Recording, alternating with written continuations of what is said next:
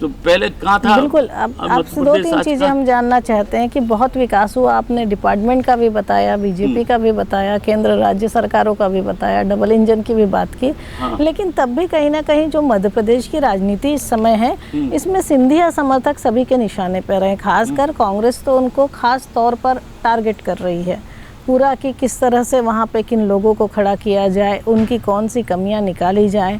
तो कितने तैयार हैं, क्योंकि आप भी सिंधिया समर्थक माने जाते हैं। देखिए, भारतीय जनता पार्टी एक है।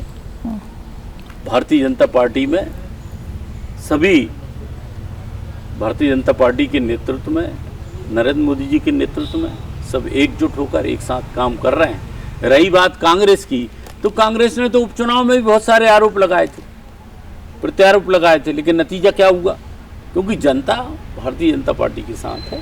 और आप देख रहे हैं कि हर जो उपचुनाव में हुए जो सीटें में जिस तरीके से 50-50, 60-60 हज़ार से लोग जो प्रत्याशी जीत गया है, तो सब जनता इस बात को जानती है। ना तो कांग्रेस ने कोई जनता की सेवा के लिए फील्ड में अभी 5 साल, अब चुनाव के समय तो बहुत सारे लोग आ जाते हैं, हम चुनाव में आ गए हैं हमारी पार्टी, लेकिन इसके पहले जनता जानती है कि हमारे बीच में कौन रहा है। तो सिर्फ और सिर्फ भारतीय जनता पार्टी के कार्यकर्ता, भारतीय जनता पार्टी के जनप्रतिनिधि। लेकिन एक चीज़ तो ये भी कही जाती है चौधरी जी, एक चीज़ तो ये भी कही जाती है कि सिंधिया समर्थक कांग्रेस के निशाने पर तो हैं, पर बीजेपी में भी अभी तक बेगाने हैं। नहीं, ऐसी कोई बात नहीं है। सब लोग, हम लोग मिलकर काम कर रहे हैं। ये तो सब अफवाहें हैं।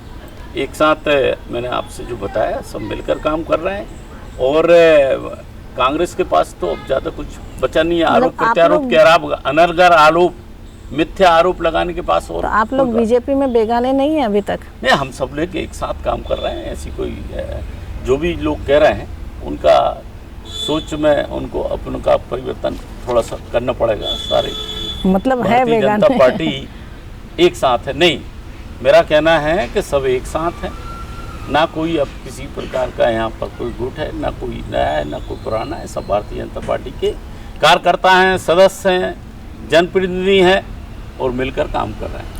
लेकिन एक बात और है, अटकलें हैं, कई तरह के सर्वे की बातें हैं। बीजेपी 4 बार से सत्ता में है, एक बार 15 महीने अगर छोड़ दिए जाएं तो 5वीं बार चुनावी मैदान में है।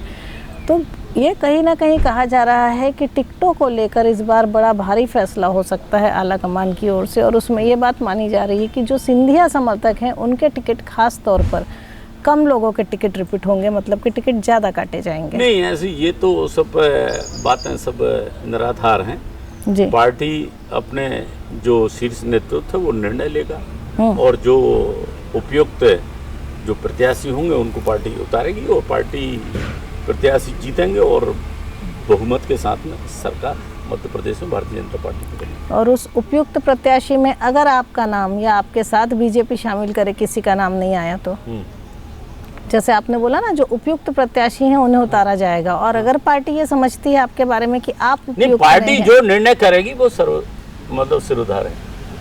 मतलब आप ये मानते हैं कि हो सकता है कि आपको भी उपयुक्त न माना जाए?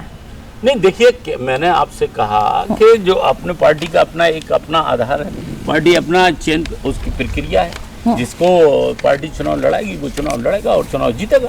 तो मतलब टिकट कटने वाली बात भी ठीक है कि कट सकते हैं? कोई टिकट कटने वाली कोई ऐसी कोई बात है नहीं है। मैंने आपसे कहा कि जिसका भी चयन होगा, पार्टी चुनाव में जाएगी, पार्टी का अपना एक पूरा प्लेटफॉर्म है, उसकी एक कमेटी है, वो सब काम करेगी, और जिसको चुनाव में लड़ाएगी वो सब भारतीय जनता पार्टी के प्रत्याशी। तो जो 22 लोग साथ आए थे उनमें से कुछ अभी जो मंत्री हैं, अगर उनमें से कोई टिकट कटे तो सिंधिया? नहीं, अब ये तो ऐसी बातें हैं कि किसका नहीं, तो मतलब मेरा तो बस इतना ही पूछना है, निर्णय नहीं हो उस पर हम संभावनाओं पे बात क्यों करें?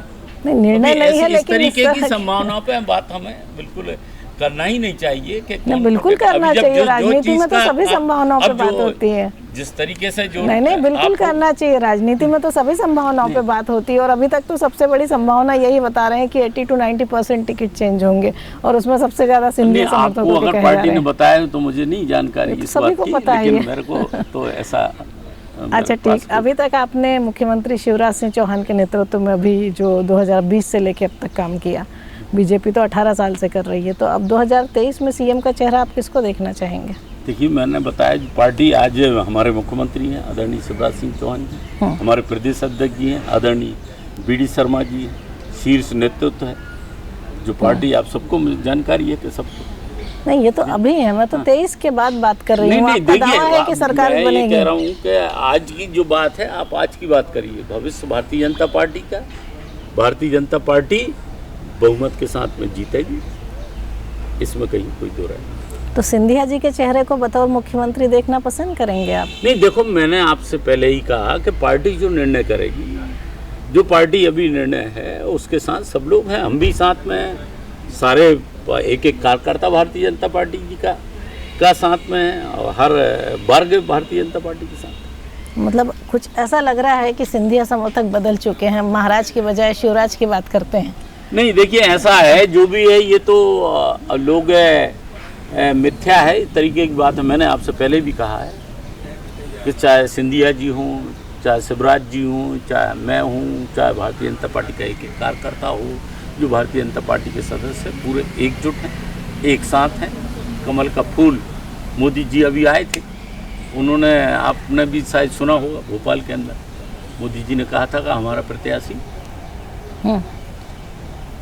कमल का फूल, सब एक साथ। चलिए, हमसे बात करने के लिए बहुत बहुत धन्यवाद। ये थे मध्य प्रदेश के स्वास्थ्य मंत्री डॉक्टर प्रभुराम चौधरी, जिनका कहना है कि पिछले 18 सालों में मध्य प्रदेश में स्वास्थ्य सेवाओं में काफ़ी चीज़ों की सुविधाएं हुई हैं, स्वास्थ्य सेवाओं में बहुत इजाफा हुआ है, और उनका ये दावा भी है कि 2023 में बीजेपी फिर से सरकार बनाएगी।